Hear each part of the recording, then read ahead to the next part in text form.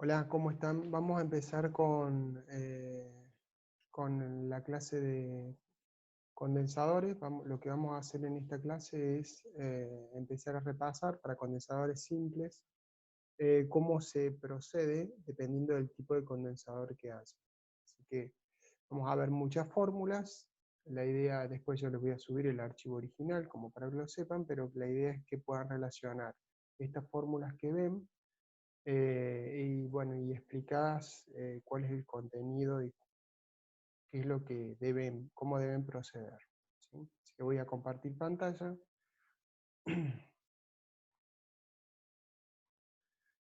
Bien, bueno, eh, a ver, como dijimos, nosotros tenemos, este capítulo tiene varias eh, consideraciones a tomar. Una de ellas es el tipo de condensación que se produce, que hay varios tipos, lo habíamos visto en el teórico.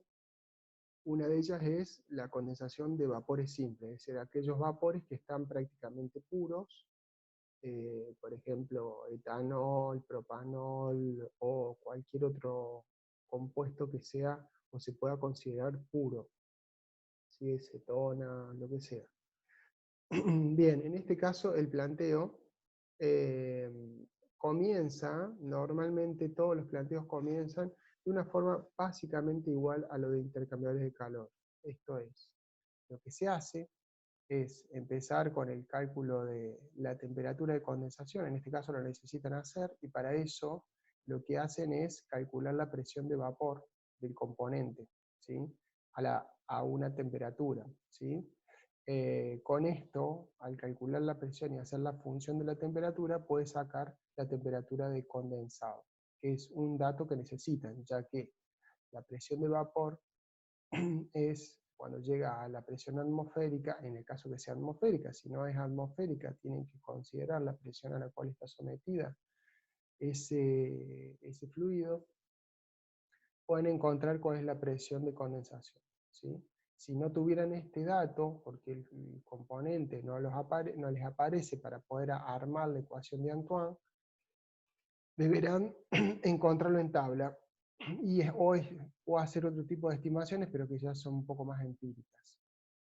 Bien, una vez que sacan la temperatura del condensado, ya tienen la temperatura de condensación, ya que es un componente puro, como dijimos, y no tiene un rango de condensación, sino tiene un valor definido. Entonces, en este caso, una vez que tengo eso, puedo sacar la carga térmica para empezar a hablar, que ya en vez de ser MSP delta T, como es una condensación, es el delta H de condensación. ¿Sí? Dividido el peso molecular si es que quiero hacer, porque el delta H puede venir en función del peso molecular, entonces lo puedo sacar por unidad de masa. ¿Sí? Una vez que saqué el calor latente por unidad de masa, puedo sacar la cantidad de calor necesario para remover de esa condensación. Esto es el caudal de alimentación por este calor latente por unidad de masa. ¿Sí? Una vez que saqué eso, hago lo mismo que hago con intercambiadores de calor. Saco la temperatura media del agua sabiendo, eh, acá podemos tener dos cosas.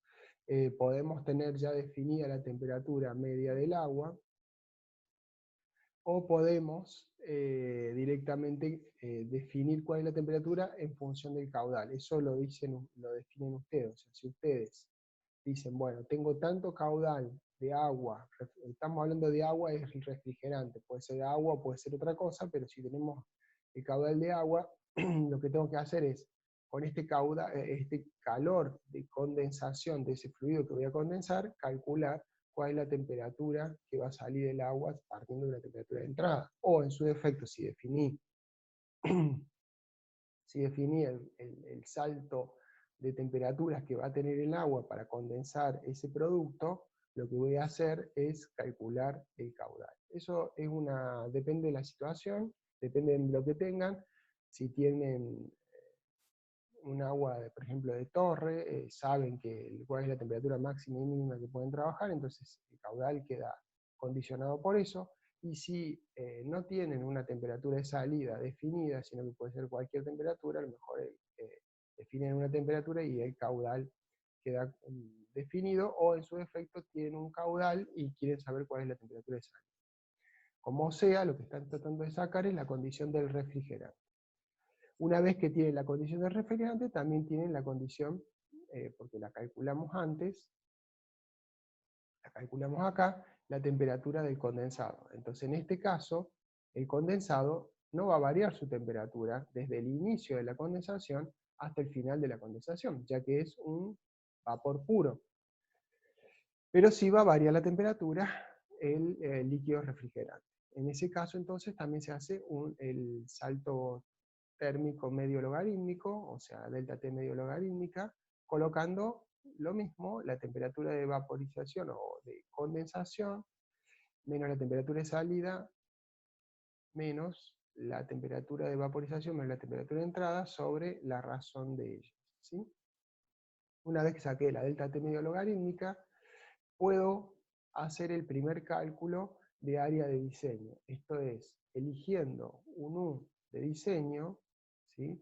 Puedo, y el delta T y el Q de condensación, que ya los tengo, puedo calcular un área base, o sea, un área de diseño para estimar y para poder rearmar ese equipo, armar ese equipo y después verificarlo, ¿sí? Es lo mismo que hacíamos en intercambiadores de calor.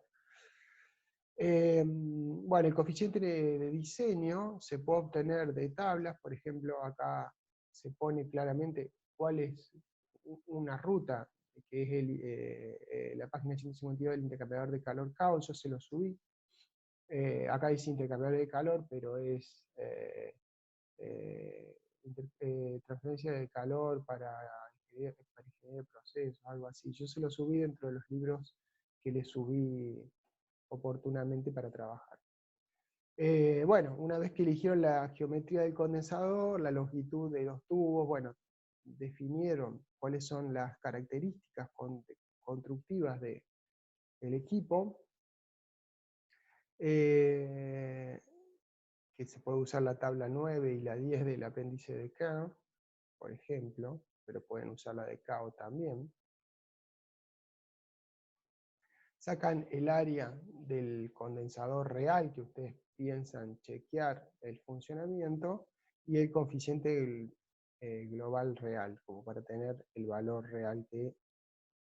Cuando hablamos de real acá es el que ustedes estiman que va a ser, porque la diferencia acá no lo conocen, porque los reorganizaron, el área puede ser no exactamente igual, por lo tanto es un objetivo para que el equipo ande, ¿sí?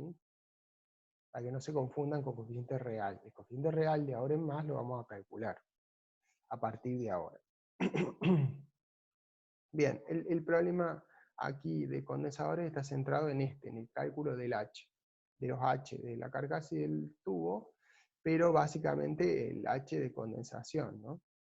Bien, en el caso de, por eso como les decía acá, y les decía en el teórico, dependiendo del tipo de equipo que tenemos, son las ecuaciones que se usan. Y esa es la parte importante de este video, que es que los ayude a ubicarse, qué usar en función del tipo de situación que tienen. Por esto este archivo que yo se los voy a subir tiene esa importancia, poder ver en función de cuál es el tipo de equipo, qué ecuaciones usar. También fíjense que en cada uno, si ustedes tienen alguna duda sobre algo en particular, acá está la referencia, ¿sí? Bien, sigamos. En el caso del coeficiente pelicular por el lado de los tubos, o sea, como estamos viendo un condensador horizontal que condensa por la carcasa, por el lado de los tubos va el refrigerante, con lo cual las ecuaciones son las ecuaciones simples de refrigeración o de un fluido que pasa por los tubos. No tienen en cuenta en este caso las ecuaciones de condensación. Porque va por la carcasa, la condensación va por la carcasa. Entonces, bueno, son las dos ecuaciones que se plantean para distintos Reynolds. Lo importante acá es lo que viene ahora a continuación, el coeficiente peliculado de la carcasa, porque es un condensador, es un condensador horizontal por la carcasa, ¿sí? Bien. Para hacer el coeficiente peliculado del lado de la carcasa, básicamente, prácticamente todas las ecuaciones parten de una ecuación madre, que es la derivación de la obtenida por Nusselt. Si se acuerdan, yo les voy a dejar el proyectar ahora para explicarles un poco. Esto voy a volver a compartir pantalla, pero con otra pantalla, otro archivo. ¿Se acuerdan cuando vimos en el teórico? Habíamos hecho alusión a los flujos de los condensados. Como esta condensación es por la carcasa y en horizontal, ¿sí? Lo que hablan de la ecuación original de Nusselt es la que contempla este banco ideal, o sea, y esta situación ideal, que el flujo va cayendo de tubo a tubo y lo va haciendo y aumentando el espesor de la película hacia abajo, hacia donde donde va bajando el líquido, cada vez va bajando más espeso en las paredes de los tubos que siguen a continuación, ¿sí? Solamente lo quería hacer lugar para que no quedara como, como una mera acotación, ¿sí? Bien. Bien, entonces, esta es la ecuación la ecuación obtenida a partir de la ecuación de Nusselt, que es el que empezó a trabajar con esto, y con esta lógica de cálculo, se supone una película de condensado que se encuentra en régimen laminar sin considerar el arrastre de vapor. Es decir, ¿se acuerdan? Como veíamos ahí en esa gráfica, que había una parte que decíamos por goteo y otra parte por arrastre de vapor, no se consideró originalmente eso, ¿sí? Bien, en ese caso se calcula el número de tubos en la fila central. ¿Por qué se calcula el número de tubos en la fila central? Precisamente para ver cuál es el flujo y cómo se va agrandando la cantidad de líquido en cada uno de los tubos, y para eso, dentro de la propuesta que hizo Nusselt originalmente, es sacar la peor condición. ¿La peor condición cuál es? La condición del número de tubos de la fila central, porque en la fila central hay más cantidad de tubos, por lo tanto, el crecimiento de esa pared, acuérdense que la pared de líquido lo que hace es dificultar la transferencia de calor, o sea que es el cálculo más conservador. Mientras más desnudo esté el tubo, ¿se acuerdan? Decíamos que la condensación, cuando estaba desnudo el tubo originalmente, era una condensación de tipo de gotitas, ¿sí? Y es una condensación altamente eficiente. En cambio, cuando empiezan a hacerse la lámina, las películas, ese líquido ocupa un lugar, y el ocupar el lugar hace que haya una resistencia adicional a la transferencia de calor. ¿Se acuerdan? Espero que se acuerden, digamos, pero eso lo dijimos en el teórico. Si lo quieren lo pueden repasar del video anterior, los videos anteriores. Entonces, el número de tubos promedio, sacamos el número de tubos de la fila central, un número de tubos promedio de la fila central, es decir, como un paquete general, que es el 2/3 del número de la fila central, y con eso vamos a trabajar, ¿sí? También sacamos la temperatura media de la pared de los tubos, que esto es la diferencia o el promedio entre la temperatura del vapor y la temperatura media del condensado, del refrigerante, la temperatura del vapor que fluye para condensar, y la temperatura media del fluido refrigerante, que la sacamos antes, si mal no se acuerdan ustedes. Con esto, ¿sí? Acá está la sentencia de dónde sacamos la ecuación, para que ustedes, si tienen algún problema, yo este libro también se lo subí, pueden tener la ecuación de dónde sale, y básicamente lo que sale es un número fijo por la K a la temperatura del vapor elevado al cubo del líquido por la densidad del líquido condensado, por la densidad del líquido, la temperatura de vapor, menos la densidad del vapor a la presión y la temperatura, por la gravedad, por el delta H de vaporización, sobre el diámetro interno del tubo, la viscosidad del líquido, y eso multiplicado por la temperatura de vapor menos la temperatura de pared de condensado, que era lo que habíamos sacado antes cuando hacíamos cuando hacíamos la temperatura de vapor de condensado, la temperatura de vapor más la media del fluido refrigerante. ¿Sí? Bien. Una vez que sacan eso, hacen una corrección del coeficiente pelicular de condensación, sacando y esta corrección es el coeficiente pelicular de condensación, es de la parte del líquido. Fíjense que tienen el HS que calcularon, ¿sí? El K del líquido a la temperatura del vapor, el diámetro interno, ¿sí? Hacen una distancia libre de tubos, ¿sí? Un área flujo de la carcasa, una densidad de flujo másico de vapor, un Reynolds bifásico, y acá hablan de un Reynolds bifásico donde tienen valores de vapor, o sea, la densidad de flujo de vapor, pero también tienen la densidad del líquido y la densidad del vapor. O sea, es una asociación entre variables para sacar un Reynolds bifásico, sacan el Prandtl del condensado, ¿sí? Y con eso sacan un CP del líquido por unidad de masa, y con eso sacan lo que se llaman los factores de Wallis. Esto que estamos viendo ahora, la corrección, es para, o sea, sacamos, ¿se acuerdan? Como decíamos originalmente, de Nusselt, de la ecuación de Nusselt, sacamos la ecuación y sacamos un H, y lo que vamos a hacer es corregir por el tipo de flujo. ¿Qué significa corregir por el tipo de flujo? Corregir utilizando o teniendo en cuenta esta posibilidad de que se barran los tubos, o esta la posibilidad de que se salpiquen en forma irregular.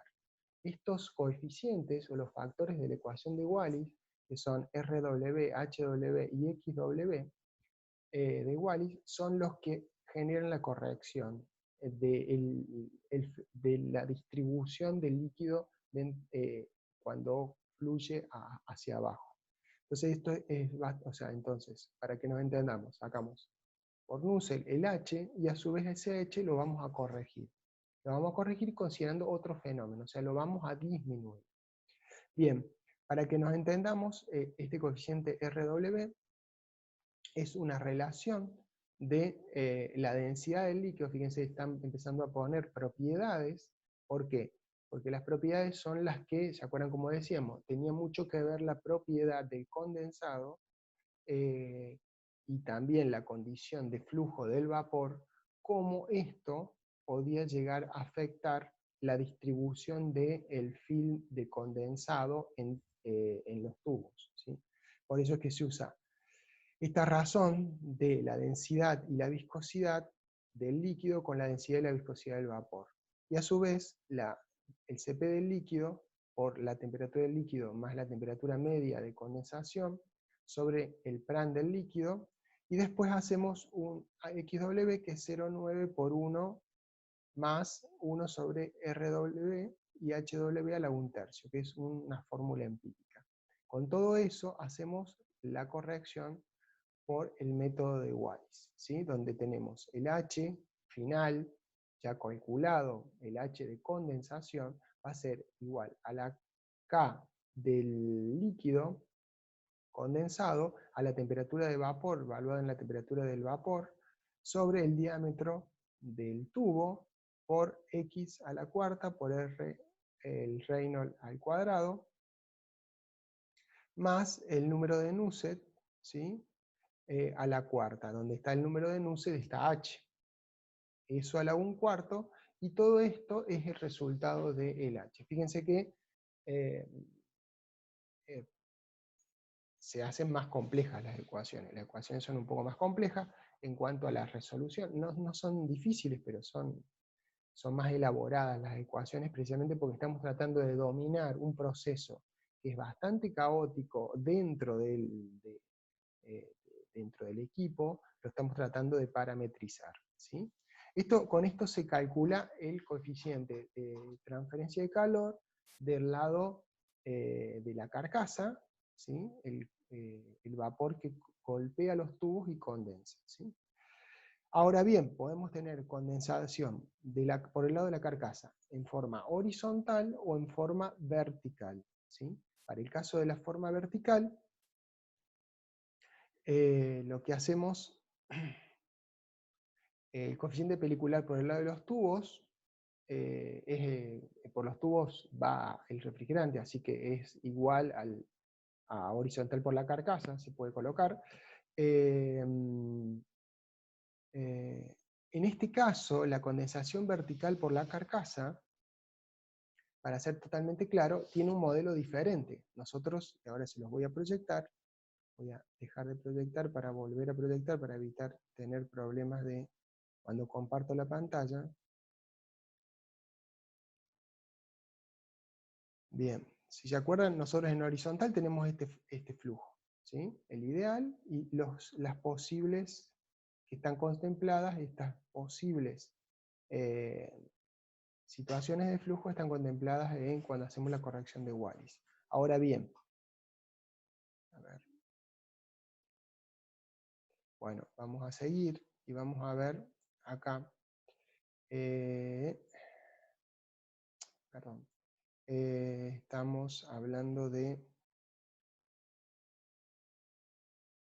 en el vertical, perdón, vertical,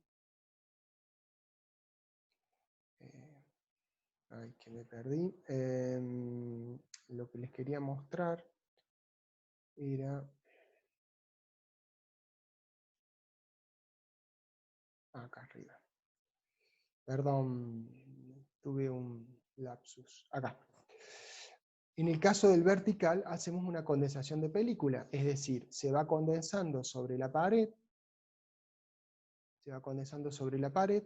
y ese film de la pared va creciendo a medida que se desarrolla ese tubo, digamos. Entonces la condensación es fina al principio en la parte superior y después se va haciendo cada vez esa película cada vez más grande. Conforme se hace cada vez más grande, cambia el flujo. Entonces empezamos con un flujo laminar en una parte del equipo, después ese flujo pasa a ser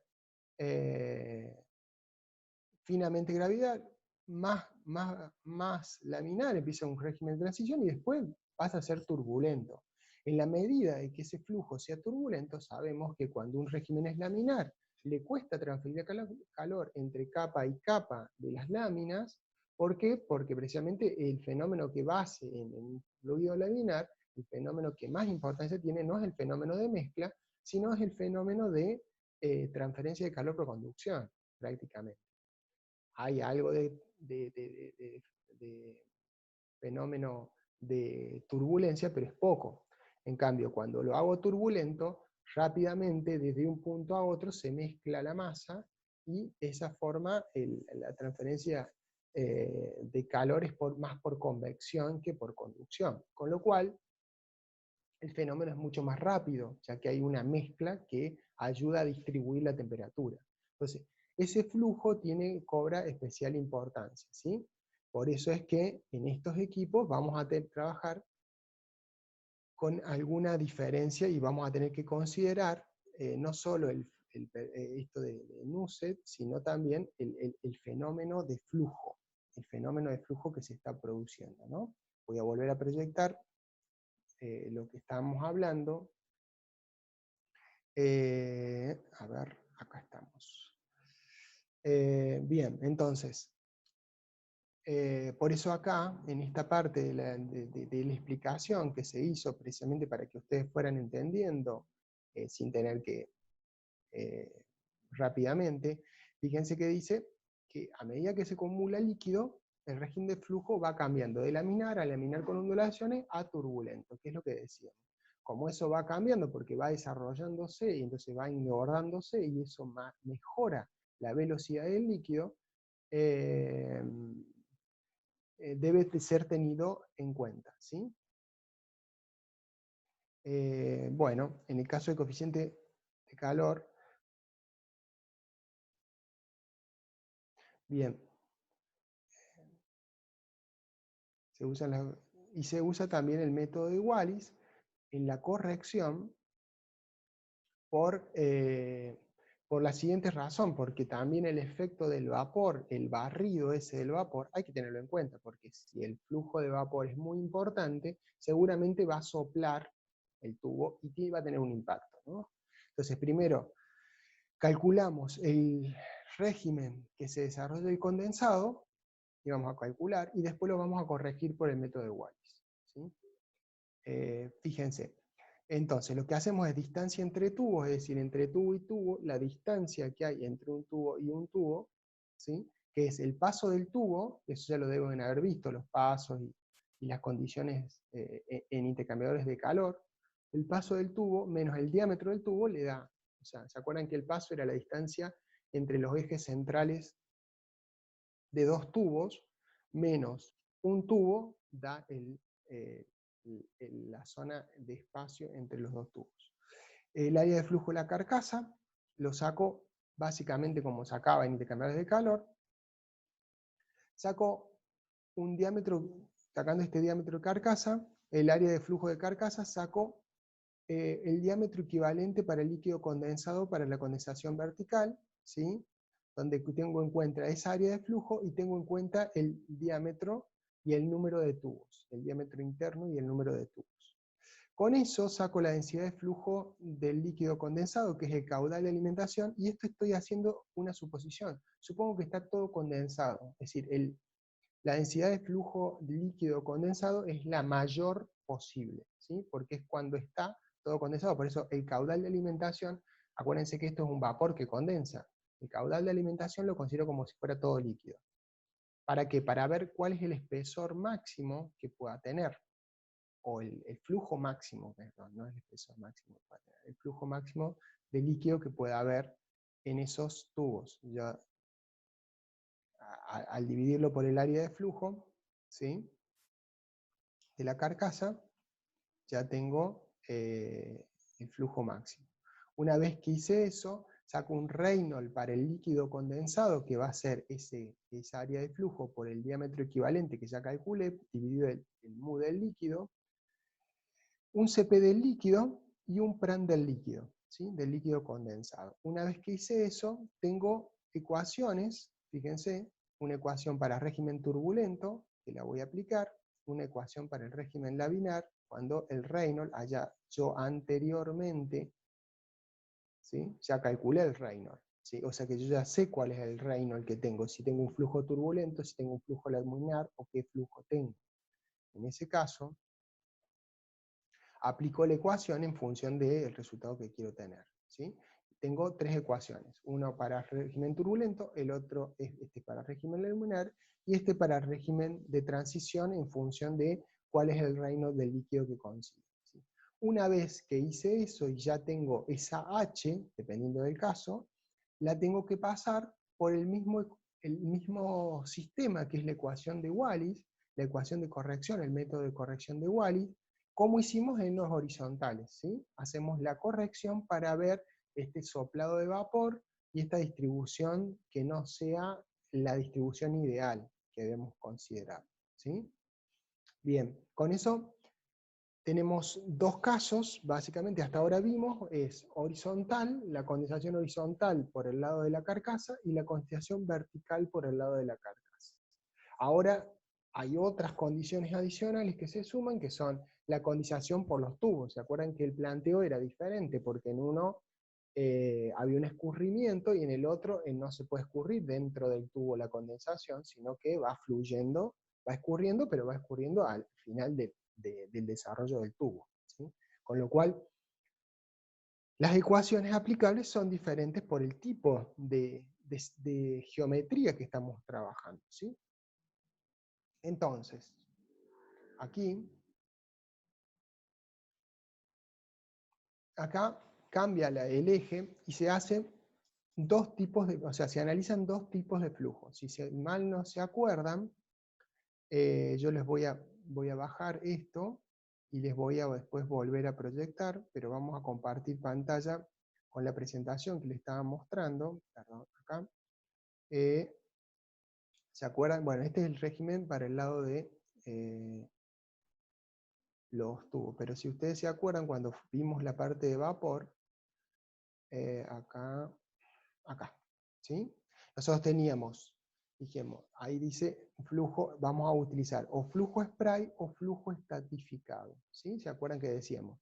El flujo anular es cuando se hacía el spray, y también en flujo anular se logra o se produce cuando hay mucho caudal de vapor, o sea, mucho caudal de vapor pega contra las paredes al fluido que se va condensando.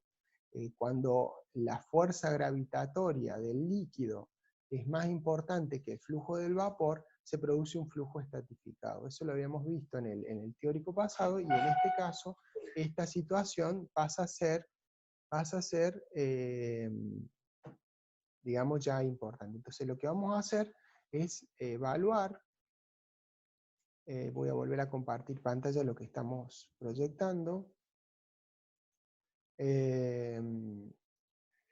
Entonces vamos a evaluar con los dos modelos, ¿sí? El flujo estratificado y el flujo anular. Si ustedes tienen alguna duda de cuál es la lógica de cálculo y por qué se hace así, acá está dada la referencia del libro Chemical Engineering, que yo les pasé también, yo se lo subí.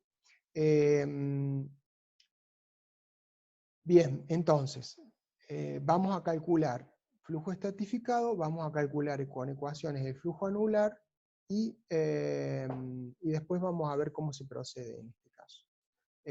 Para flujo estratificado se puede usar el libro CAO, perdón, cuando dice, yo al principio dije intercambiadores de calor de CAO, dije que era este libro, Transferencia de Calor por Ingeniería de Procesos. Intercambiadores de calor es un libro anterior de CAO, más viejo, pero que las ecuaciones están en este también, ¿no?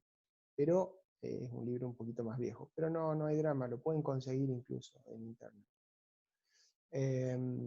Bien, entonces en el flujo estratificado sacan la temperatura media de condensado, que eso ya lo habíamos sacado en los otros ejercicios. Y para flujo estratificado se aplica esta ecuación, ¿sí? De flujo estratificado, donde tienen la constante, la K del líquido, la densidad del líquido, la densidad de, perdón, la multiplicación de densidad de líquido por densidad de líquido, la densidad menos la densidad del vapor por la gravedad por el delta H de vaporización, sobre el diámetro interno del tubo, no el externo como habíamos visto originalmente, por la densidad del líquido, y la diferencia entre la temperatura de vapor y la temperatura media de pared, de condensado.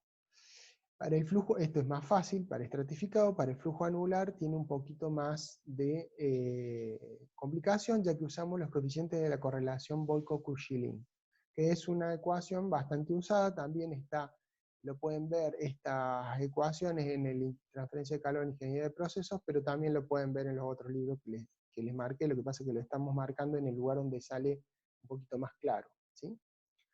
Entonces sacamos CP de líquido, es el CP del líquido, el CP del líquido, perdón, por unidad de masa sobre el peso molecular, la densidad el plan del líquido, y acá tenemos una consideración a tener.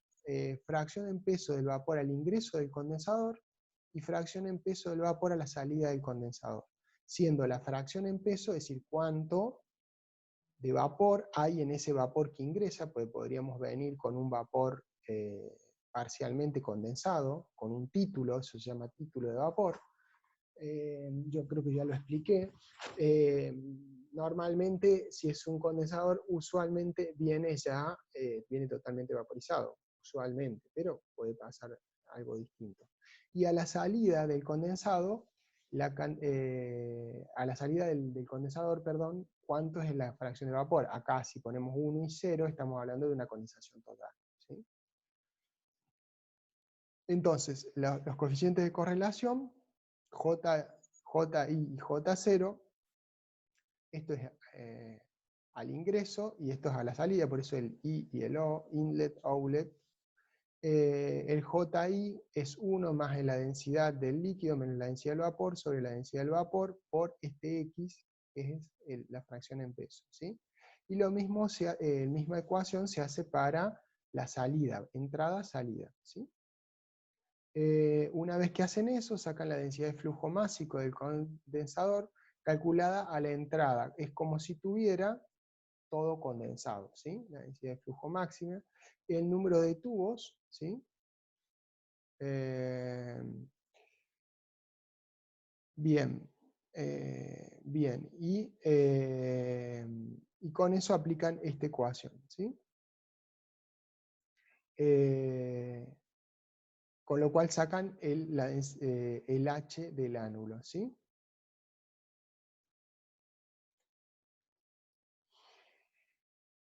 Bueno, para el lado de la carcasa, como estamos hablando de tubos, para el lado de la carcasa aplican las mismas ecuaciones que usaron para cálculo de condensadores por el lado de la carcasa, perdón, cálculo de intercambio de calor por el lado de la carcasa, sin ningún tipo de problema, ¿sí? Bueno, eh, vamos a cortar acá para que el video no se haga muy largo y lo pueda subir, así que voy a dejar de publicar esto. Bueno, la idea es que en la próxima sigamos viendo eh, estas ecuaciones, vamos a ver otro tipo de situaciones, vimos hasta ahora, entonces, repasando. Condensación por la carcasa horizontal, condensación por la carcasa vertical, condensación por los tubos horizontal, ¿sí?